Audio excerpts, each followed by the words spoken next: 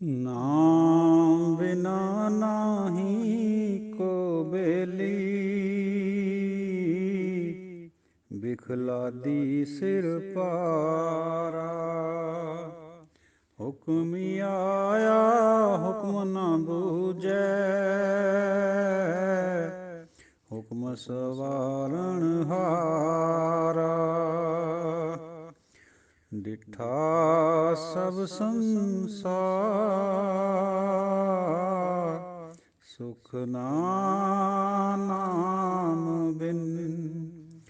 ਤਨ ਤਨ ਹੋਸੀ ਛਾਰ, ਜਾਣੈ ਕੋਇ ਜਨ। ਨਾਮ ਗੋਬਿੰਦ ਕਾ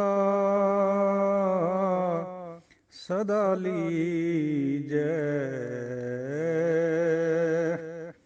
ਹਲਤ ਸੁਖ ਪਲਤ ਸੁਖ,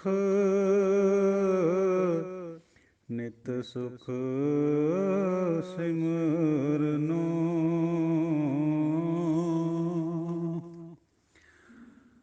ਰਾਗ ਗੌੜੀ ਪੂਰਬੀ ਮਹੱਲਾ ਪੰਜਵਾਂ। ਕਰੋ ਬਿਨੰਤੀ ਸੁਣੋ ਮੇਰੇ ਮੀਤਾ, ਸੰਤ ਟਹਿਲ ਕੀ ਬੇਲਾ। ਇਹਾਂ ਖਾੜ ਚਲੋ ਹਰ ਲਾਹਾ, ਆਗੇ ਬਸਨ ਸੁਹੇਲਾ। ਔਧ ਘਟੈ ਦਿਨਸਰੈ ਨਾਰੇ, ਮਨ ਗੁਰਮਿਲ ਕਾਜ ਸੰਵਾਰੇ। ਰਹਾਉ ਇਹ ਸੰਸਾਰ ਵਿਕਾਰ ਸੰਸੇ ਮਹਿ, ਤਰਿਓ ਬ੍ਰਹਮ ਗਿਆਨੀ। ਜਿਸੈ ਜਗਾਏ ਪਿਆਵੈ ਇਹ ਰਸ, ਅਕਥ ਕਥਾ ਤਿਨ ਜਾਨੀ। ਜਾਂ ਕੋ ਆਏ ਸੋਈ ਬਿਹਾਜੋ, ਹਰ ਗੁਰ ਤੇ ਮਨੈ ਬਸੇਰਾ। ਨਿਜ ਘਰ ਮਹਿਲ ਪਾਵੋ ਸੁਖ ਸਹਜੇ, ਬਹੁ ਨ ਹੋਏ ਗੋ ਫੇਰਾ। ਅੰਤਰ ਜਾਮੀ ਪੁਰਖ ਵਿਧਾਤੇ, ਸ਼ਰਧਾ ਮਨ ਕੀ ਪੂਰੇ। ਨਾਨਕ ਦਾਸ ਇਹ ਸੁਖ ਮੰਗੈ, ਮੋਕੋ ਕਰ ਸੰਤਨ ਕੀ ਧੂਰੇ। ਅੰਤਰ ਜਾਮੀ ਪੁਰਖ ਵਿਧਾਤੇ, ਸ਼ਰਧਾ ਮਨ ਕੀ ਪੂਰੇ। ਨਾਨਕ ਦਾਸ ਇਹ ਸੁਖ ਮੰਗੈ, ਮੋਕੋ ਕਰ ਸੰਤਨ ਕੀ ਧੂਰੇ। ਸਤਿਕਾਰ ਦੀ ਪਾਤਰ ਸਾਰੀ ਸਾਧ ਸੰਗਤ ਜੀਓ, ਗੁਰੂ ਖਾਲਸਾ ਜੀਓ ਔਰ ਗੁਰਬਾਣੀ ਵਿਚਾਰ ਦੇ ਪਤਵੰਤੇ ਗੁਰਮੁਖ ਜਨੋ, ਆਪ ਜੀ ਦੇ ਚਰਨਾਂ ਦੇ ਵਿੱਚ ਆਪਣੀ ਤੁੱਛ ਬੁੱਧੀ ਅਨੁਸਾਰ 16 ਸਾਹਿਬ ਦੀ ਸੰਪੂਰਨਤਾ ਵੱਲ ਨੂੰ ਦਾਸਰਾ ਵੱਧ ਰਿਹਾ। ਆਪਣੀ ਤੁੱਛ ਬੁੱਧੀ ਅਨੁਸਾਰ ਵਿਚਾਰ ਕਰਨੀ ਹੈ। ਉਮੀਦ ਹੈ ਆਪ ਨੂੰ ਅੱਛੀ ਲੱਗੇਗੀ। ਰਾਗ ਗੌੜੀ ਪੂਰਬੀ ਮਹੱਲਾ ਪੰਜਵਾਂ। ਸਾਧ ਸੰਗਤ ਜੀਓ, ਵਿਚਾਰ ਸ਼ੁਰੂ ਕਰਨ ਤੋਂ ਪਹਿਲਾਂ ਫਤਿਹ ਗਜਾਲੀਏ। ਵਾਹਿਗੁਰੂ ਜੀ ਕਾ ਖਾਲਸਾ, ਵਾਹਿਗੁਰੂ ਜੀ ਕੀ ਫਤਿਹ। ਰਾਗ ਗੌੜੀ ਪੂਰਬੀ ਮਹੱਲਾ ਪੰਜਵਾਂ। ਸਾਧ ਸੰਗਤ ਜੀਓ, ਇਹ ਸਿਰਲੇਖ ਹੈ। ਗੌੜੀ ਰਾਗ ਹੈ, ਗੌੜੀ ਪੂਰਬੀ। ਪੰਚਮ ਪਾਤਸ਼ਾਹ ਧੰਨ ਧੰਨ ਗੁਰਦੇਵ ਸ੍ਰੀ ਗੁਰੂ ਮਹਾਰਾਜ ਗੁਰੂ ਅਰਜਨ ਦੇਵ ਜੀ ਦੀ ਬਾਣੀ ਹੈ। ਜਦੋਂ ਇਹ ਅੱਗੇ ਚੱਲ ਕੇ ਗੌੜੀ ਰਾਗ ਦੇ ਵਿੱਚ ਸਾਧ ਸੰਗਤ ਜੀ ਇਹ ਸ਼ਬਦ ਆਉਂਦਾ ਹੈ, ਉੱਥੇ ਇਹਦੇ ਨਾਲ ਪੂਰਬੀ ਨਹੀਂ ਲਿਖਿਆ ਹੋਇਆ, ਇਕੱਲਾ ਗੌੜੀ ਲਿਖਿਆ ਹੋਇਆ। ਔਰ ਗੌੜੀ ਦੇ ਹੇਠ ਦੋ ਵੀ ਲਿਖਿਆ ਹੋਇਆ। ਇਹ ਘਰ ਦਾ ਸੰਕੇਤ ਹੈ। ਤੋ ਹੋਰ ਵੀ ਇਹਦੇ 'ਚ ਇੱਕ ਫਰਕ ਹੈਗਾ। ਇੱਥੇ ਸ਼ੁਰੂ ਕੀਤਾ ਸ਼ਬਦ ਨੂੰ, ਕਰੋ ਬਿਨੰਤੀ ਸੁਣੋ ਮੇਰੇ ਮੀਤਾ। ਉੱਥੇ ਸ਼ੁਰੂ ਹੁੰਦਾ ਹੈ ਔਧ ਘਟੈ ਦਿਨਸਰੈ ਨਾਰੇ। ਇਹ ਥੋੜ੍ਹਾ ਜਿਹਾ ਭੇਦ ਹੈ। ਇਹ ਤਾਂ ਉਹੀ ਜਾਣਦੇ ਆ ਜਿਨ੍ਹਾਂ ਨੇ ਇਹ ਸ਼ਬਦ ਪਾਇਆ, ਗੁਰੂ ਮਹਾਰਾਜ। ਕਰੋ ਬਿਨੰਤੀ ਸੁਣੋ ਮੇਰੇ ਮੀਤਾ, ਸੰਤ ਟਹਿਲ ਕੀ ਬੇਲਾ। ਇਹ ਬੇਲਾ ਸ਼ਬਦ ਜਿਹੜਾ ਆਪਾਂ ਪੰਜਾਬੀ 'ਚ ਵਰਤਦੇ ਹਾਂ ਪੁਲਿੰਗ ਦੇ ਤੌਰ 'ਤੇ, ਲੇਕਿਨ ਨੇਪਾਲ ਦੇ ਵਿੱਚ ਸਾਧ ਸੰਗਤ ਜੀ ਇਹ ਬੇਲਾ ਇਸਤਰੀ ਲਿੰਗ ਦੇ ਤੌਰ 'ਤੇ ਵਰਤਿਆ ਜਾਂਦਾ ਹੈ। ਜਦੋਂ ਦਾਸਰਾ ਪਟਨੇ ਸਾਹਿਬ ਪੜ੍ਹਦੇ ਸੀ ਅਸੀਂ ਉੱਧਰ, ਉੱਥੇ ਨੇਪਾਲ ਦਾ ਰੇਡੀਓ ਚੱਲਦਾ ਹੁੰਦਾ ਸੀ। ਉਹ ਇਸ ਤਰ੍ਹਾਂ ਸ਼ੁਰੂ ਕਰਦੇ ਹੁੰਦੇ ਸੀ, ਇਹ ਰੇਡੀਓ ਨੇਪਾਲ ਹੋ, ਹੈ ਦੀ ਜਗ੍ਹਾ ਹੋ ਕਹਿੰਦੇ ਹੋ। ਔਰ ਇਸ ਬੇਲਾ ਇਤਨਾ ਵਜਾ ਹੈ। ਉਹ ਬੇਲਾ ਇਸਤਰੀ ਲਿੰਗ 'ਚ ਵਰਤਦੇ। ਚਲੋ ਇਹ ਤਾਂ ਕੋਈ ਖਾਸ ਗੱਲ ਨਹੀਂ ਹੈ, ਬੋਲੀ ਆਪਣੀ ਲੈਂਗੁਏਜ ਦਾ ਅੰਤਰ ਹੈ। ਪਰਮਾਤਮਾ ਦੇ ਅੱਗੇ ਬੇਨਤੀ ਕਰਦੇ ਹਾਂ ਆਪਣੇ ਮਿੱਤਰ ਬਣਾ ਕੇ ਪਰਮਾਤਮਾ ਨੂੰ क्योंकि परमात्मा साडा मित्र भी है, सज्जन भी है, माँ पिता भी है, सब कुछ है, संबंधी भी वही है।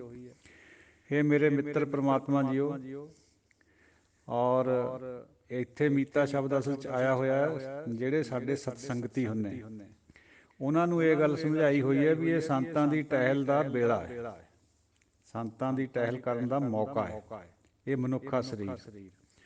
ਇਹਾਂ ਖਾੜ ਚੱਲੋ ਹਰ ਲਾਹਾ ਆਗੇ ਵਸਨ ਸੁਹੇਲਾ। ਇੱਥੇ ਲਾਹਾ ਖੱਟ ਕੇ ਅਗਰ ਜਾਈਏ ਤਾਂ ਫਿਰ ਅੱਗੇ ਵਸਣਾ ਪਰਲੋਕ 'ਚ ਸੁਹੇਲਾ ਹੋ ਜਾਊਗਾ, ਸੌਖਾ ਹੋ ਜਾਊਗਾ। ਹੁਣ ਇਹ ਲਾਹਾ ਕਿਹੜਾ ਖੱਟਣਾ ਸਾਧ ਸੰਗਤ ਜੀਓ? ਨਾਮ ਵਾਲਾ। ਨਾਮ ਦਾ ਵਪਾਰ ਕਰਨਾ ਹੈ, ਨਾਮ ਹੀ ਇਕੱਠਾ ਕਰਨਾ ਅੰਦਰ, ਤੇ ਨਾਮ ਹੀ ਅੱਗੇ ਵੰਡਣਾ। ਇਹ ਹੈ ਸਾਡਾ ਜਿਹੜਾ ਇੱਥੋਂ ਲਾਹਾ ਖੱਟਣ ਦਾ ਪਰਪਜ਼ ਹੈ, ਉਦੇਸ਼ ਹੈ। ਔਦ ਘਟੈ ਦਿਨ ਸਰੈ ਨਾਰੇ। ਉਮਰ, ਔਦ ਉਮਰ ਨੂੰ ਕਹਿੰਦੇ ਆ। ਦਿਨ ਰਾਤ ਘਟ ਰਹੀ ਹੈ।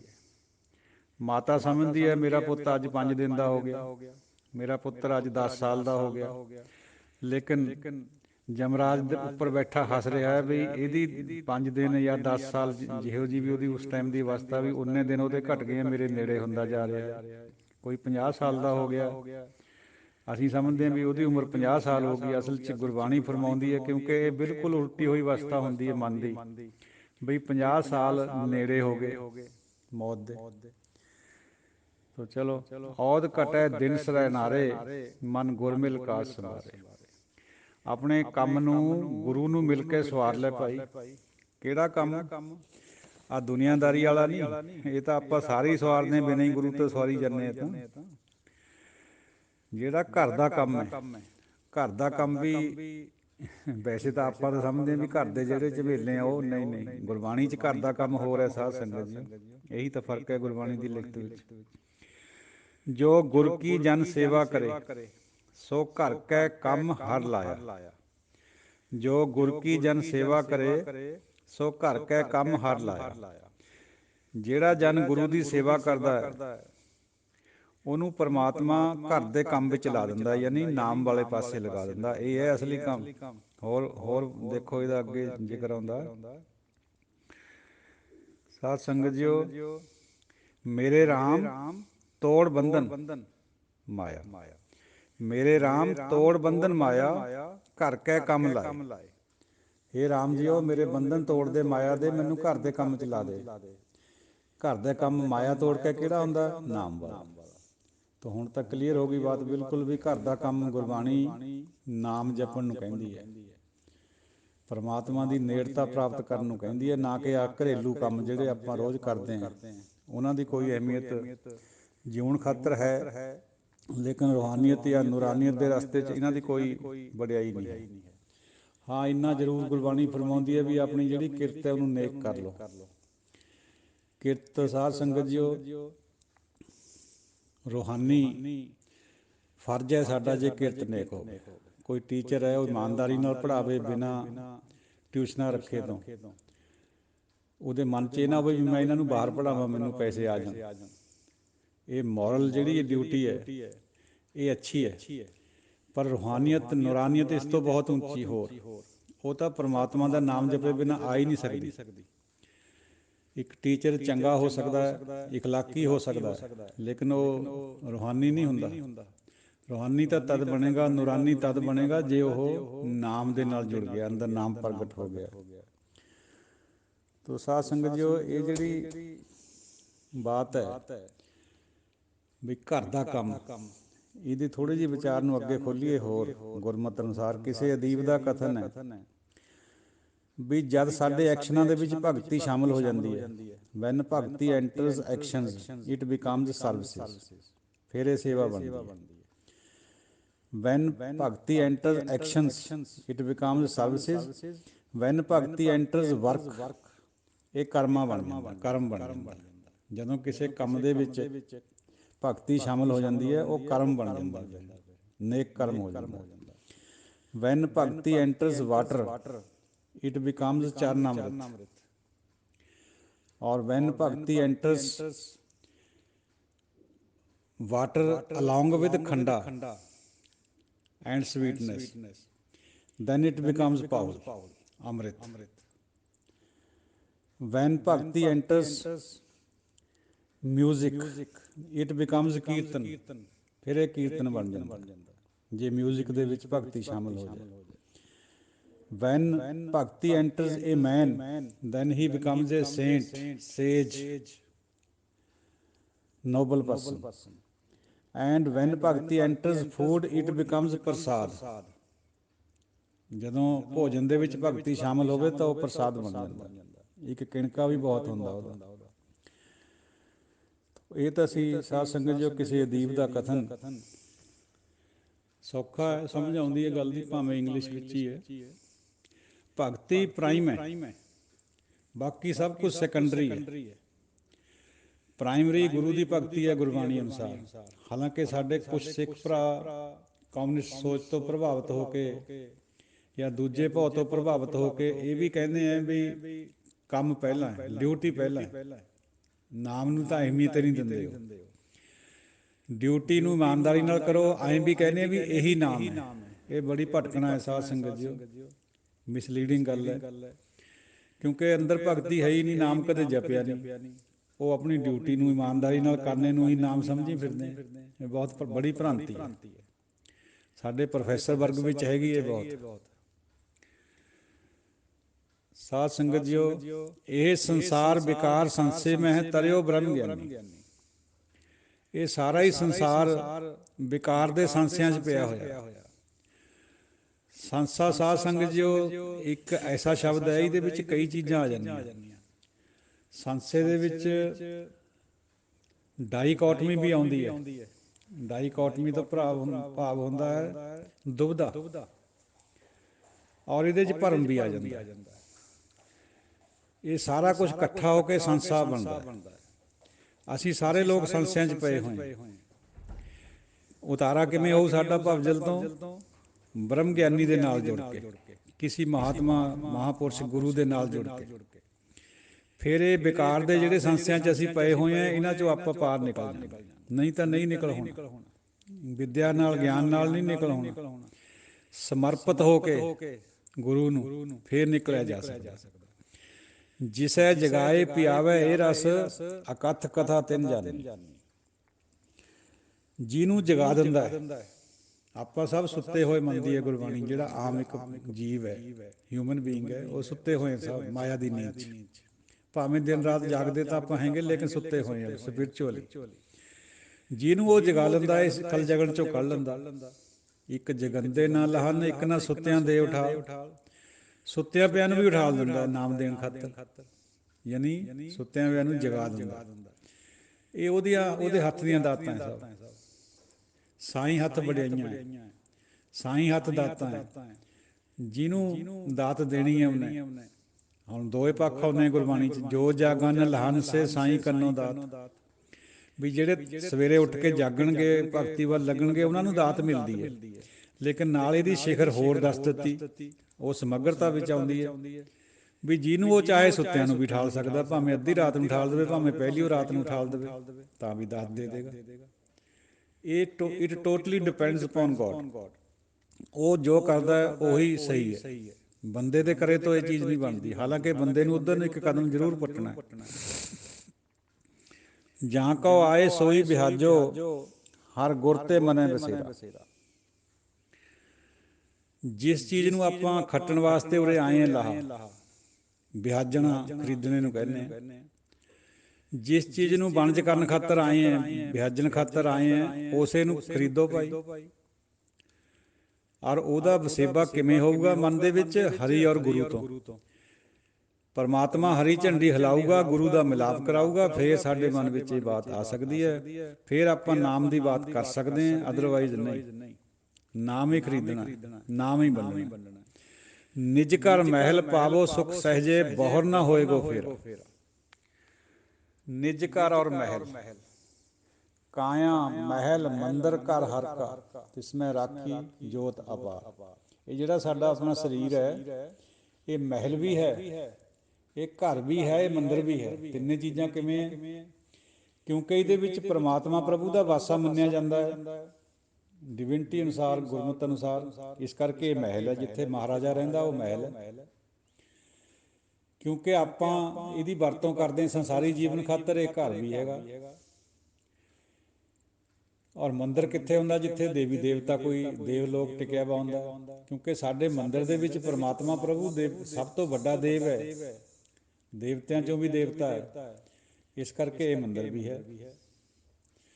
ਸੋ ਇਹ ਸ਼ਬਦ ਇਹਨਾਂ ਦੀ ਆਪਣੀ ਇੱਕ ਅਹਿਮੀਅਤ ਹੁੰਦੀ ਹੈ। ਜਦੋਂ ਵੀ ਗੁਰੂ ਮਹਾਰਾਜ ਵਰਤਦੇ ਨਿਜ ਘਰ ਮਹਿਲ, ਮਹਿਲ ਇਸੀ ਕਰਕੇ ਆਇਆ ਹੋਇਆ ਵੀ ਇਹ ਪਰਮਾਤਮਾ ਇਹਦੇ ਵਿੱਚ ਨਿਵਾਸ ਕਰਦਾ ਹੈ ਹਰ ਵਕਤ, ਉਹਦੇ ਰਹਿਣ ਦੀ ਜਗ੍ਹਾ ਹੈ।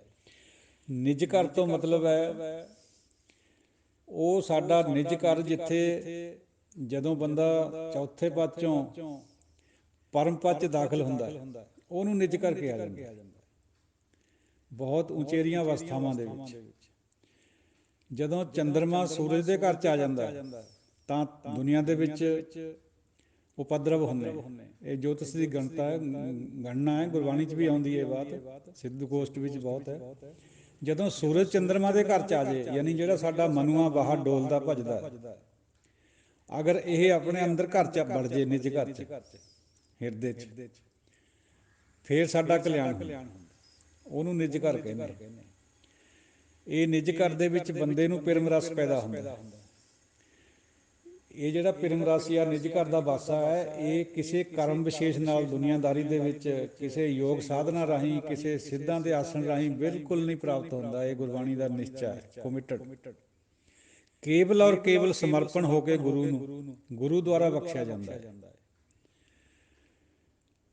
ਨਿਜ ਘਰ ਮਹਿਲ ਪਾਵੋ ਸੁਖ ਸਹਿਜੇ, ਪਾਵ ਹੋ ਹਾਏ ਨੂੰ ਔਂਕੜ ਹੈ। ਇਹ ਸਾਡੇ ਵਾਸਤੇ ਸੰਦੇਸ਼ ਹੈ ਗੁਰੂ ਮਹਾਰਾਜ ਦਾ ਵੀ ਤੁਸੀਂ ਨਿਜ ਘਰ ਮਹਿਲ ਨੂੰ ਪਾਓ, ਸੁਖ ਸਹਿਜੇ, ਬੌਰ ਨਾ ਹੋਏਗਾ ਫੇਰਾ।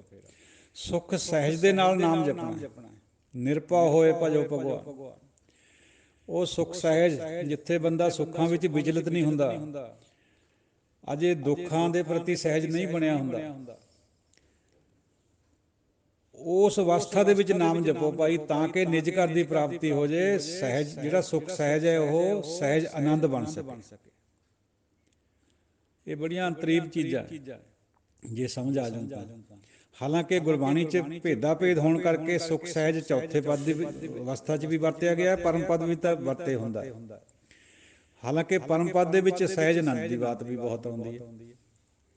ਚਲੋ ਇਹ ਸਮਝਣ ਦੀ ਬਾਤ ਹੈ। ਅੰਤਰਜਾਮੀ ਪੁਰਖ ਵਿਧਾਤੇ ਸ਼ਰਧਾ ਮਨ ਕੀ ਪੂਰੇ। ਹੇ ਅੰਤਰਜਾਮੀ ਓਮਨੀਸੈਂਟ ਵਾਹਿਗੁਰੂ ਜੀਓ, ਪੁਰਖ ਵਿਧਾਤੇ ਜੀਓ, ਮੇਰੇ ਮਨ ਦੀ ਵੀ ਸ਼ਰਧਾ ਪੂਰ ਦੇ। ਕਿਹੜੀ? ਨਾਨਕ ਦਾਸ ਇਹ ਸੁਖ ਮੰਗੈ, ਮੋਕੋ ਕਰ ਸੰਤਨ ਕੀ ਧੂਰੇ। ਪੰਚਮ ਪਾਤਸ਼ਾਹ ਬੇਨਤੀ ਅਰਜ਼ੋਈ ਗੁਜ਼ਾਰਿਸ਼ ਕਰ ਰਹੇ ਪਰਮਾਤਮਾ ਦੇ ਅੱਗੇ ਵੀ ਮੈਨੂੰ ਵੀ ਇਹੀ ਆਨੰਦ ਦੇ ਦੇ। ਸੁੱਖ ਦੇ ਖੱਖੇ ਨੂੰ ਔਂਕੜ ਹੈ ਸਾਧ ਸੰਗਤ ਜੀ, ਇਹ ਇੱਕ ਵਚਨ ਦਾ ਪ੍ਰਤੀਕ ਹੈ। ਮੈਨੂੰ ਇਹ ਸੁੱਖ ਦੇ ਦੇ। ਕਿਹੜਾ ਸੁੱਖ? ਜਿੱਥੇ ਇੱਕ ਵਚਨਕ ਸੁੱਖ ਆਉਂਦਾ ਗੁਰਬਾਣੀ 'ਚ, ਉਹ ਆਨੰਦ ਦੀ ਗੱਲ ਹੁੰਦੀ ਹੈ ਹਮੇਸ਼ਾ। ਮੈਨੂੰ ਵੀ ਇਹ ਆਨੰਦ ਬਖਸ਼ ਦੇ, ਮੈਨੂੰ ਨਿਜ ਘਰ 'ਚ ਪਹੁੰਚਾ ਦੇ, ਗੁਰੂ ਨੂੰ ਮਿਲਾ ਦੇ। ਔਰ ਸੰਤਾਂ ਦੀ ਧੂੜੀ ਵਿੱਚੋਂ ਇਹ ਪ੍ਰਾਪਤ ਹੋਣਾ, ਮੈਨੂੰ ਸੰਤਾਂ ਦੀ ਧੂੜੀ ਬਣਾ ਦੇ। ਸੰਤਨ ਬਹੁ ਵਚਨ ਹੈ, ਸਾਧ ਸੰਗਤ ਨੂੰ ਕਹਿੰਦੇ, ਜਿੱਥੇ ਪ੍ਰਭੂ ਦੇ ਗੁਣ ਗਾਉਂਦੀ ਹੁੰਦੀ ਹੈ ਕੋਈ ਵੀ ਸੰਗਤ, ਮੈਨੂੰ ਉਹਨਾਂ ਦੀ ਚਰਨ ਧੂੜੀ ਬਣਾ ਦੇ।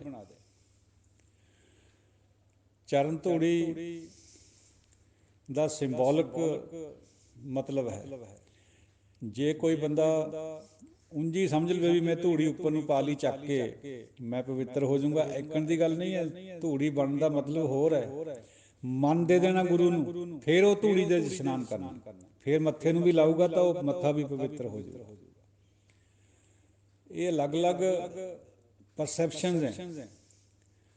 ਅਸੀਂ ਦੁਨੀਆਦਾਰੀ ਵਾਲੀ ਬੁੱਧੀ ਦੇ ਨਾਲ ਇਹਨੂੰ ਆਪਣੇ ਤਰ੍ਹਾਂ ਤੋੜ ਮਰੋੜ ਕੇ ਪੇਸ਼ ਕਰ ਲੈਂਦੇ। ਦੇਖੋ ਸਾਧ ਸੰਗਤ ਜੀ, ਇਹ ਇੱਕ ਮਨ ਦਾ ਫੁਰਨਾ ਜਾਂ ਖਿਆਲ ਹੁੰਦਾ ਹੈ। ਕੋਈ ਹਾਥੀ ਨਹਾ ਕੇ ਸਮੁੰਦਰ 'ਚੋਂ ਜਾਂ ਕਿਸੇ ਨਦੀ 'ਚੋਂ ਨਿਕਲਿਆ, ਬਾਹਰ ਆ ਕੇ ਲਿਟਣ ਲੱਗ ਗਿਆ। ਇੱਕ ਬੰਦੇ ਦੇ ਮਨ 'ਚ ਖਿਆਲ ਆਇਆ ਵੀ ਇਹ ਤਾਂ ਦੇਖੋ ਜੀ ਕਿਆ ਫਾਇਦਾ ਇਹਦੇ ਇਸ਼ਨਾਨ ਕਰਨ ਦਾ, ਇਹ ਤਾਂ ਫਿਰ ਲਿਟਣ ਲੱਗ ਗਿਆ। ਦੁਨੀਆਦਾਰ ਜਾਨਵਰ। ਕੋਈ ਚੰਗੇ ਖਿਆਲਾਂ ਵਾਲਾ ਮਹਾਂਪੁਰਸ਼ ਵੀ ਉੱਥੇ ਦੀ ਗੁਜ਼ਰ ਰਿਹਾ ਸੀ, ਉਹਨੇ ਸੋਚਿਆ ਵੀ ਦੇਖੋ ਜੀ ਕਿੰਨਾ ਰੂਹਾਨੀ ਜਾਨਵਰ ਹੈ। ਇੱਥੋਂ ਦੀ ਸਾਧ ਸੰਗਤ ਇਸ਼ਨਾਨ ਕਰਨ ਆਉਂਦੀ ਹੈ ਦਰਿਆ ਦੇ ਵਿੱਚ ਜਾਂ ਸਮੁੰਦਰ 'ਚ ਵੀ, ਉਹਨਾਂ ਦੀ ਚਰਨ ਧੂੜ ਦੇ ਵਿੱਚ ਲਿਟ ਰਿਹਾ, ਆਪਣੇ ਸਿਰ ਪਰ ਪਾ ਰਿਹਾ ਹੈ। ਇਹ ਅੰਦਰ ਦੀਆਂ ਭਾਵਨਾਵਾਂ ਦੀ ਗੱਲ ਹੈ ਸਾਰੀ। ਤੋ ਸਮਾਪਤੀ ਤਾਂ ਵਿਚਾਰ ਦੀ ਇੱਥੇ ਹੀ ਹੋ ਗਈ ਸਾਧ ਸੰਗਤ ਜੀ। ਥੋੜ੍ਹੀ ਜਿਹੀ ਵਿਚਾਰ ਕਰਕੇ ਫਿਰ ਸੰਗਤ ਤੋਂ ਵਿਦਾਈ ਵੀ ਲੈਣੀ ਹੈ। ਔਰ ਅੱਜ ਸੰਪੂਰਨਤਾ ਹੈ ਸੋਹਲਾ ਸਾਹਿਬ ਦੀ। ਦੁਨੀਆ ਦੇ ਵਿੱਚ ਜਿਹੜੇ ਅਦੀਬ ਹੈ, ਕਵੀ ਜਿਹਨੂੰ ਆਪਾਂ ਕਹਿੰਦੇ ਹਾਂ, ਗੁਰੂ ਦਸ਼ਮੇਸ਼ ਜੀ ਦੇ ਨਾਲ ਵੀ 52 ਕਵੀ ਰਹਿੰਦੇ ਹੁੰਦੇ ਸੀ। ਰੂਹਾਨੀ ਤਾਂ ਭਾਈ ਨੰਦ ਲਾਲ ਜੀ ਉਹ ਸੀ, ਬਾਕੀ ਸਾਰੇ ਸਤੋਗੁਣੀ ਸੀ। ਉਹੇ ਜਿਹੇ ਕਿਸੇ ਅਦੀਬ ਦਾ ਇੱਕ ਬਹੁਤ ਗੁਰਮਤ ਅਨੁਸਾਰ, ਗੁਰਮਤ ਦੀ ਫਿਲਾਸਫੀ ਦੇ ਨਾਲ ਰਲਦਾ ਇੱਕ ਬਚਨ ਹੈ, ਦੱਦਾ ਆਖੇ ਦੂਰ ਬੜੀ ਮੰਜ਼ਿਲ ਫਕੀਰ ਦੀ, ਲੋਕਾਂ ਨੂੰ ਕੀ ਪਤਾ ਕਿੱਥੇ ਫਕਰ ਵਿਰਾਜਦੇ। ਦੱਦੇ ਦੀ ਪ੍ਰਥਾਏ ਬਾਤ ਪਾ ਰਹੇ ਹੈ, ਬੜੀ ਬਹੁਤ ਦੂਰ ਮੰਜ਼ਿਲ ਹੈ ਫਕੀਰ ਦੀ, ਲੋਕਾਂ ਨੂੰ ਕਿਆ ਪਤਾ ਵੀ ਉਹ ਕਿੱਥੇ ਵਿਚਰ ਰਿਹਾ, ਕਿਹੜੀ ਉਹਦੀ ਅਵਸਥਾ ਹੈ। ਸੁਣ ਜੋ ਸਮਾਧ ਲੱਗੀ ਨਾਲ ਪਰਮਾਤਮਾ ਦੇ, ਦੁਨੀਆ ਕੀ ਜਾਣੇ ਪਈ ਸੁੱਤੇ ਹੈ ਕਿ ਜਾਗਦੇ। ਸੁੰਨ ਸਮਾਧ ਦੇ ਵਿੱਚ ਜਦੋਂ ਬੈਠਾ ਹੁੰਦਾ ਬੰਦਾ ਚੌਂਕੜਾ ਮਾਰੀ, ਜਾਂ ਪਿਆ ਹੁੰਦਾ, ਲੇਟਿਆ ਹੁੰਦਾ, ਨੇਤਰ ਬੰਦ ਕਰੇ ਹੁੰਦੇ, ਦੁਨੀਆ ਸਮਝਦੀ ਹੈ ਵੀ ਸੁੱਤਾ ਪਿਆ। ਅਸਲ ਵਿੱਚ ਉਹ ਅੰਦਰ ਤੇ ਮਸਤੀ ਵਿੱਚ ਕਿਸੇ ਹੋਰ ਪਾਸੇ ਜੁੜਿਆ ਵਾ ਹੁੰਦਾ ਵਜਦ ਵਿੱਚ। ਦੁਨੀਆ ਨੂੰ ਪਤਾ ਨਹੀਂ ਲੱਗਦਾ ਇਸ ਗੱਲ ਦਾ। ਹੱਥ ਤਸਵੀ ਨਾ ਮਾਲਾ ਭੇਖ ਭਗਵਾਂ ਨਾ ਕਾਲਾ ਕੋਈ, ਨਾ ਹੱਥ ਵਿੱਚ ਕੋਈ ਮਾਲਾ ਨਾ ਤਸਵੀ, ਮੁਸਲਮਾਨ ਤਸਵੀ ਕਹਿ ਦਿੰਦੇ ਆਪਾਂ, ਮਾਲਾ ਕਹਿ ਦਿੰਦੇ। ਭੇਖ ਭਗਵਾਂ ਨਾ ਕਾਲਾ ਕੋਈ, ਨਾ ਹੀ ਉਹਨੇ ਕੋਈ ਭੇਖ ਬਣਾਇਆ ਹੋਇਆ, ਬਾਹਰ ਖੇਤਾਂ 'ਚ ਪਿਆ ਬਾਬੇ ਬੁੱਲੇ ਸ਼ਾਹ ਦੀ ਤਰ੍ਹਾਂ। ਸੁਨਤ ਸਰੀਅਤ ਕੋਈ ਕੰਮ ਨਾ ਨਿਭਾਜਦੇ, ਉਹ ਧਾਰਮਿਕ ਜਿਹੜੇ ਰਸਮੋ ਰਿਵਾਜ ਹੈ ਉਹ ਵੀ ਨਹੀਂ ਕਰਦਾ। ਸੁਨਤ ਮੁਸਲਮਾਨ ਭਰਾ ਕਰਦੇ ਆ, ਸ਼ਰੀਅਤ ਵੀ ਸੂਫੀਆਂ ਦੀ ਹੁੰਦੀ ਹੈ। ਇਹ ਨਾ ਉਹ ਨਮਾਜ਼ ਕਰਦਾ ਹੈ, ਲੇਕਿਨ ਉਹਦੀ ਉਹ ਨਮਾਜ਼ ਹੈ ਜਿਹੜੀ ਗੁਰਮਤ ਅਨੁਸਾਰ ਕਬੂਲ ਪੈਂਦੀ ਹੈ। देखा जो उन्हें सर झुकाना भी ना रहा याद, दरअसल आज हमसे नमाज अदा हुई है। ਇਹ ਵੀ ਕਿਸੇ ਅਦੀਬ ਦਾ ਸ਼ੇਅਰ ਹੈ। ਜਦੋਂ ਦੇਖ ਲਿਆ ਉਹਨੂੰ ਅਚਾਨਕ, ਜਿਹਨੂੰ ਆਪਾਂ ਬਹੁਤ ਚਾਹੁੰਦੇ ਹੋਈਏ, ਉਹ ਪਰਮਾਤਮਾ ਵੀ ਹੋ ਸਕਦਾ, ਇੱਕਦਮ ਸੁੱਧ ਬੁੱਧ ਖੋ ਹੋ ਜਾਂਦੀ ਹੈ। ਅਸਲ ਵਿੱਚ ਜਿਹੜਾ ਅਦਬ ਹੁੰਦਾ ਹੈ ਉਹ ਆਪਾਂ ਕਰਦੇ ਹਾਂ ਆਪ ਤੋਂ ਵੱਡਿਆਂ ਦਾ, ਲੇਕਿਨ ਪ੍ਰੇਮ ਦੇ ਵਿੱਚ ਭਿੱਜ ਕੇ ਉਹ ਅਦਬ ਵੀ ਭੁੱਲ ਜਾਂਦਾ ਬੰਦੇ, ਕਿਉਂਕਿ ਮਨ ਉੱਧਰ ਲੱਗਿਆ ਵਾ ਹੁੰਦਾ, ਉਹਨੂੰ ਇੰਨਾ ਸਮਰਪਿਤ ਹੋ ਜਾਂਦਾ ਵੀ ਉਹ ਸਿਰ ਝੁਕਾਉਣਾ ਜਿਹੜੀ ਰੀਤੀ ਆਪਾਂ ਕਰਦੇ ਹਾਂ ਫਾਰਮੈਲਿਟੀ, ਉਹ ਵੀ ਨਹੀਂ ਯਾਦ ਰਹਿੰਦਾ। ਪਰ ਅਸਲ ਵਿੱਚ ਨਮਾਜ਼ ਉਹੀ ਹੁੰਦੀ ਹੈ ਜਦ ਮਨ ਉੱਧਰ ਪੂਰਾ ਜੁੜ ਜਾਏ। ਤੋ ਲੋਕ ਵੇਖੇ ਅੱਜ ਮੁੱਲ ਪਾਮਦੇ ਪਖੰਡੀਆਂ ਦਾ, ਵਿਰਲੇ ਸਰੋਤੇ ਕੋਈ ਫਕਰਾਂ ਦੇ ਰਾਗ ਦੇ। ਪਖੰਡੀਆਂ ਦਾ ਮੁੱਲ ਬਹੁਤ ਪੈਂਦਾ, ਲੱਖਾਂ ਦੀ ਗਿਣਤੀ ਇਕੱਠੀ ਹੁੰਦੀ ਹੈ। ਫੱਕਰ ਇਕੱਲੇ ਹੁੰਦੇ ਆ, ਉਹਨਾਂ ਦੇ ਰਾਗ ਨੂੰ ਕੋਈ ਵਿਰਲਾ ਹੀ ਸਮਝਦਾ। ਪਖੰਡੀਆਂ ਨੂੰ ਬਹੁਤ ਸੁਣ ਜਾਂਦੇ, ਮੇਲੇ ਲੱਗਦੇ ਆ, ਲੇਕਿਨ ਜਿਹੜਾ ਗੁਰੂ ਦਾ ਜਾਂ ਕੋਈ ਫੱਕਰ ਹੁੰਦਾ, ਰੱਬ ਦਾ ਪਿਆਰਾ ਬੰਦਾ, ਉਹ ਆਪਣੀ ਮੌਜ ਵਿੱਚ ਹੀ ਹੁੰਦਾ। ਜਦ ਬੰਦਾ ਅੰਦਰ ਤੋਂ ਜੁੜ ਗਿਆ ਉਹਦਾ ਸਭ ਕੁਝ ਕਬੂਲ ਹੈ। ਜੇ ਨੰਗਾ ਵੀ ਪਿਆ ਉਹ ਵੀ ਕਬੂਲ ਹੈ। ਨਗਨ ਫਿਰਤ ਰੰਗ ਏਕ ਕੇ ਉਹ ਸੋਭਾ ਪਾਏ, ਉਹਦਾ ਹਰ ਇੱਕ ਚੀਜ਼ ਕਬੂਲ ਹੈ। ਗੱਲ ਨਾਮ ਅੰਦਰ ਪ੍ਰਗਟ ਹੋਣ ਦੀ। ਮਖਮਲਾਂ ਪਾਈ ਫਿਰਦਾ, ਮਹਿਲਾਂ 'ਚ ਰਹਿੰਦਾ, ਘੋੜਿਆਂ ਦੀਆਂ ਸਵਾਰੀਆਂ ਕਰਦਾ, ਉਹ ਵੀ ਕਬੂਲ ਹੈ। ਨੰਗ ਧੜੰਗਾ ਉਹ ਵੀ ਕਬੂਲ ਹੈ। ਮਾਇਆਧਾਰੀ ਦਿਖਦਾ ਉੱਪਰੋਂ, ਉਹ ਵੀ ਕਬੂਲ ਹੈ। ਗ੍ਰਸਤੀ ਕਰ ਰਿਹਾ ਅੰਦਰ ਤੇ ਉਹਦੇ ਨਾਲ ਜੁੜਿਆ ਹੋਇਆ, ਉਹ ਵੀ ਕਬੂਲ ਹੈ। ਬਲਕਿ ਕਬੂਲੇ ਉਹੀ ਹੈ ਜ਼ਿਆਦਾਤਰ, ਕਿਉਂਕਿ ਗੁਰਮਤ ਦੇ ਵਿੱਚ ਗ੍ਰਸਤ ਨੂੰ ਪ੍ਰਧਾਨਤਾ ਹੈ। ਪਰ ਹੁਣ ਕੱਲੀ ਗ੍ਰਸਤੀ ਕਰਨੀ, ਕੋਈ ਸਮਝੇ ਵੀ ਸਾਨੂੰ ਤਾਂ ਜੀ ਗੁਰੂ ਸਾਹਿਬ ਨੇ ਗ੍ਰਸਤੀ ਨੂੰ ਕਿਹਾ ਸੀ ਤਾਂ ਹੁਣ ਪਵਿੱਤਰ ਹੋ ਗਏ, ਐਕਣ ਦੀ ਬਾਤ ਨਹੀਂ ਹੈ ਸਾਧ ਸੰਗਤ ਜੀ। ਗ੍ਰਸਤੀ ਕਰਦੇ ਕਰਦੇ ਅੰਦਰ ਤੋਂ ਮਨ ਉਲਟਾ ਕੇ ਉੱਧਰ ਲਾਉਣਾ, ਇਹ ਹੈ ਅਸਲੀ ਗ੍ਰਸਤੀ। ਤੋ ਜਿਹੜਾ ਇਸ ਤਰ੍ਹਾਂ ਦੀ ਬਾਤ ਕਰ ਗਿਆ ਉਹ ਕਬੂਲ ਪੈ ਜਾਂਦਾ ਉਹਦੇ ਦਰ ਦੇ ਉੱਤੇ। ਦੁਨੀਆ ਕੁਛ ਹੋਰ ਹੀ ਸਮਝਦੀ ਹੁੰਦੀ ਹੈ, ਦੁਨੀਆ ਨੂੰ ਇਹਨਾਂ ਚੀਜ਼ਾਂ ਦਾ ਪਤਾ ਨਹੀਂ ਹੁੰਦਾ। ਅਸੀਂ ਸੁੱਤੇ ਹੋਏ ਹਾਂ, ਸਾਡਾ ਮਨ ਜਾਗਦਾ ਹੁੰਦਾ ਹੀ ਨਹੀਂ। ਜੇ ਆਪਾਂ ਦੁਨੀਆਦਾਰੀ 'ਚ ਵੈਸੇ ਜਾਗਦੇ ਹਾਂ, ਲੇਕਿਨ ਆਪਾਂ ਨੂੰ ਉੱਧਰੋਂ ਸੁੱਤੇ ਹੋਏ ਹਾਂ, ਜਿਹੜੀ ਨੂਰਾਨੀਅਤ ਦੀ ਚੀਜ਼ ਹੈ ਉਹਦੀ ਨਹੀਂ ਸਮਝ ਆਉਂਦੀ। ਉਹ ਤਾਂ ਕੇਵਲ ਗੁਰੂ ਕੋਲ ਹੈ। ਆ ਜਿਹੜੀ ਗੁਰਬਾਣੀ ਸਾਰੀ ਰਚੀ ਗਈ ਹੈ, ਗੁਰੂ ਮਹਾਰਾਜ ਨੇ ਲਿਆਂਦੀ ਹੈ ਅਰਸ਼ਾਂ ਤੋਂ, ਪਰਮਾਤਮਾ ਤੋਂ, ਧੁਰ ਤੋਂ, ਇਹ ਸਾਰੀ ਜਗਾਉਂਦੀ ਹੈ ਸਾਨੂੰ। ਜਾਗਣਾ ਨਾ ਜਾਗਣਾ ਸਾਡੇ ਕਰਮ ਹੈ, ਪਰ ਜਗਾਉਂਦੀ ਹੈ। ਜਿਹਨੇ ਜਾਗਣਾ ਉਹਨੇ ਜਾਗ ਪੈਣਾ। ਬਾਣੀ ਚੀਜ਼ ਹੀ ਐਸੀ ਹੈ, ਮਸਕਲਾ ਹੈ ਬਾਣੀ, ਮਸਕਲਾ। ਇਹ ਸਾਡੀ ਮੈਲ ਨੂੰ ਕੱਢ ਦਿੰਦੀ ਹੈ। ਹਉਮੈ ਦੀ ਮੈਲ ਕੱਟੀ ਨਹੀਂ ਔਰ ਨਾਮ ਪੈਦਾ ਹੋਇਆ ਨਹੀਂ। ਇਹ ਸਾਈਮਲਟੇਨੀਅਸ ਕੰਮ ਹੁੰਦਾ ਸਾਧ ਸੰਗਤ ਜੀ, ਇੱਕ ਜਾਊਗਾ ਦੂਜਾ ਆਊਗਾ ਅੰਦਰ। ਜੇ ਅੰਦਰ ਹਉਮੈ ਹੈ, ਦੁਨੀਆਦਾਰੀ ਹੈ, ਨਾਮ ਨੇ ਨਹੀਂ ਆਉਣਾ। ਜੇ ਨਾਮ ਆ ਗਿਆ ਤਾਂ ਦੁਨੀਆਦਾਰੀ ਨੇ ਅੰਦਰ ਰਹਿਣਾ ਕੋਈ ਨਹੀਂ, ਇਹਨੇ ਜਦੇ ਨਿਕਲ ਜਾਣਾ। ਤੋ ਸਾਧ ਸੰਗਤ ਜੀਓ, ਗੁਰਬਾਣੀ ਨੂੰ ਆਪਾਂ ਕਿਵੇਂ ਪੜ੍ਹਦੇ ਹਾਂ, ਥੋੜ੍ਹੀ ਜਿਹੀ ਵਿਚਾਰ, ਕਿਉਂਕਿ ਆਪਣਾ ਰੋਜ਼ ਦਾ ਕਰਮ ਹੈ ਗੁਰਬਾਣੀ ਪੜ੍ਹਨਾ, ਇਹਦੇ ਬਾਰੇ 'ਚ ਹੋਰ ਥੋੜ੍ਹੀ ਜਿਹੀ ਵਿਚਾਰ ਔਰ ਨਿੱਜੀ ਅਨੁਭਵ 'ਚੋਂ। ਇੱਕ ਵਾਰੀ ਦਾਸ ਦੇ ਪਿੰਡ ਦਾ ਇੱਕ ਬਾਣੀ ਪੜ੍ਹਨ ਵਾਲਾ ਸੀ ਵੈਸੇ, ਲੇਕਿਨ ਬਹੁਤੀ ਉਹ ਜਾਣਦਾ ਨਹੀਂ ਸੀ, ਥੋੜ੍ਹੀ ਬਹੁਤੀ ਜੋੜ ਕੇ ਹੀ ਪੜ੍ਹਦਾ ਹੁੰਦਾ ਸੀ, ਕਿਤੇ ਪੜ੍ਹਿਆ ਵਾ ਨਹੀਂ ਸੀ। ਉਹ ਦਾਸਰੇ ਕੋਲ ਆ ਕੇ ਕਹਿੰਦਾ ਜੀ, ਮੈਂ ਬਾਕ ਲਿਆ, ਉਸੇ ਦਿਨ ਮੇਰੇ ਪੋਤਾ ਵੀ ਹੋਇਆ ਸੀਗਾ। ਕਹਿੰਦਾ ਜੀ ਬਾਣੀ ਨੇ ਵੀ ਮੋਹਰ ਲਾਤੀ ਉੱਪਰ। ਮੈਂ ਕਿਹਾ ਜੀ ਕਿਵੇਂ? ਕਹਿੰਦਾ ਜੀ ਬਾਣੀ ਵਿੱਚ ਜ਼ਿਕਰ ਆਉਂਦਾ ਵੀ ਪ੍ਰਾਪਤ ਪੋਤਾ ਕਰਮ ਪਸਾਓ, ਤੂੰ ਦੇਵੇਂ ਮੰਗਤ ਜਨ ਚਾਓ, ਵੀ ਮੈਨੂੰ ਪੋਤੇ ਦੀ ਦਾਤ ਵੀ ਮਿਲ ਗਈ। ਮੈਂ ਥੋੜ੍ਹਾ ਜਿਹਾ, ਮੇਰੀ ਹਾਸੀ ਜੀ ਲੱਗੀ ਆਉਣ। ਉਹ ਕਹਿੰਦਾ ਜੀ ਤੁਸੀਂ ਕਾਹਤੇ ਹੱਸੇ? ਮੈਂ ਕਿਹਾ ਜੀ ਨਹੀਂ, ਜੋ ਤੁਸੀਂ ਸਮਝਦੇ ਇਹ ਮਤਲਬ ਨਹੀਂ ਹੈ ਉਹਦਾ, ਤੁਹਾਡੀ ਭਾਵਨਾ ਹੈ, ਪਰ ਇਸ ਤਰ੍ਹਾਂ ਦਾ ਮਤਲਬ ਗੁਰਬਾਣੀ 'ਚ ਨਹੀਂ ਹੈ। ਪੋਤਾ ਖਜ਼ਾਨੇ ਨੂੰ ਕਿਹਾ ਜਾਂਦਾ ਫਾਰਸੀ 'ਚ, ਇਹ ਤਾਂ ਸ਼ਬਦ ਬਹੁਤ ਵਾਰੀ ਆਉਂਦਾ ਗੁਰਬਾਣੀ 'ਚ। ਇਹਦਾ ਭਾਵ ਇਹ ਹੈ ਭਾਈ ਸਾਹਿਬ ਜੀ, ਵੀ ਮੈਨੂੰ ਇਹ ਖਜ਼ਾਨਾ ਪ੍ਰਾਪਤ ਹੋ ਗਿਆ ਉਹਦੀ ਕਿਰਪਾ ਦੇ ਨਾਲ। ਤੂੰ ਦੇ ਰਿਹਾ, ਮੈਂ ਮੰਗਤਾ ਹੈ, ਮੈਨੂੰ ਚਾਅ ਹੈ, ਮੈਨੂੰ ਇਹ ਤੈਂ ਖਜ਼ਾਨਾ ਨਾਮ ਵਾਲਾ ਦੇ ਦਿੱਤਾ। ਅਸੀਂ ਆਪਣੇ ਪੋਤੇ ਨਾਲ ਜੋੜ ਲਿਆ। ਪੋਤਾ ਮੀਨਸ ਵੀ ਆਪਣੇ ਲੜਕੇ ਦਾ ਗਾਂ ਬੱਚਾ, ਲੜਕਾ। ਹੋਰ ਦੇਖੋ ਗੁਰਬਾਣੀ 'ਚ ਜ਼ਿਕਰ ਆਉਂਦਾ, ਜਿਨ ਕੋ ਪੋਤੈ ਪੁੰਨ, ਜਿਨ ਕੋ ਪੋਤੈ ਪੁੰਨ ਪਿਆ, ਤਿਨਾ ਗੁਰ ਸ਼ਬਦੀ ਸੁਖ ਹੋਏ। ਜਿਨ੍ਹਾਂ ਦੇ ਪੋਤੇ 'ਚ ਖਜ਼ਾਨੇ ਦੇ ਵਿੱਚ ਇਹ ਪੁੰਨ ਹੁੰਦਾ, ਕੋਈ ਪਿਛਲਾ ਕਰਿਆ ਹੋਇਆ, ਉਹਨਾਂ ਨੂੰ ਗੁਰੂ ਦੇ ਸ਼ਬਦ ਦੇ ਰਾਹੀਂ ਇਹ ਆਨੰਦ ਪ੍ਰਾਪਤ ਹੁੰਦਾ। ਤੋ ਪੋਤੇ ਦਾ ਮਤਲਬ ਹੈ ਖਜ਼ਾਨਾ, ਮਖਜ਼ਨ। ਜਿੱਥੇ ਖਜ਼ਾਨਾ ਪਿਆ ਹੁੰਦਾ ਸੀ ਰਾਜਿਆਂ ਦਾ, ਚਾਂਦੀ ਮੋਤੀ ਹੀਰੇ ਸੋਨਾ ਸਾਰਾ ਕੁਛ, ਗੁਰਬਾਣੀ ਨੇ ਉਹ ਸਾਰਾ ਕੁਛ ਹੀ ਨਾਮ ਨੂੰ ਮੰਨਿਆ। ਜਿਹਦੇ ਪੱਲੇ ਨਾਮ ਆ ਗਿਆ, ਉਹਦੇ ਪੱਲੇ ਇਹ ਸਾਰੀਆਂ ਚੀਜ਼ਾਂ ਮਗਰ ਮਗਰ ਫਿਰਦੀਆਂ। ਇੱਕ ਵਾਰੀ ਬਾਬਾ ਜੀ ਕੋਲ ਕੋਈ ਬੰਦਾ ਆਇਆ, ਉਹਨੇ ਇੱਕ ਭਰਿਆ ਹੋਇਆ ਬੜਾ ਸਾਰਾ ਬੈਗ ਬਾਬਾ ਜੀ ਦੇ ਕੋਲ ਰੱਖ ਦਿੱਤਾ। ਉਹ ਕਹਿੰਦਾ ਜੀ ਬਈ ਇਹ ਤੂੰ ਮਹਾਰਾਜ ਜੀ ਸਫਲ ਕਰ ਦਿਓ। ਕਹਿੰਦੇ ਕਿਆ ਹੈ ਸਾਊ ਵਿੱਚ?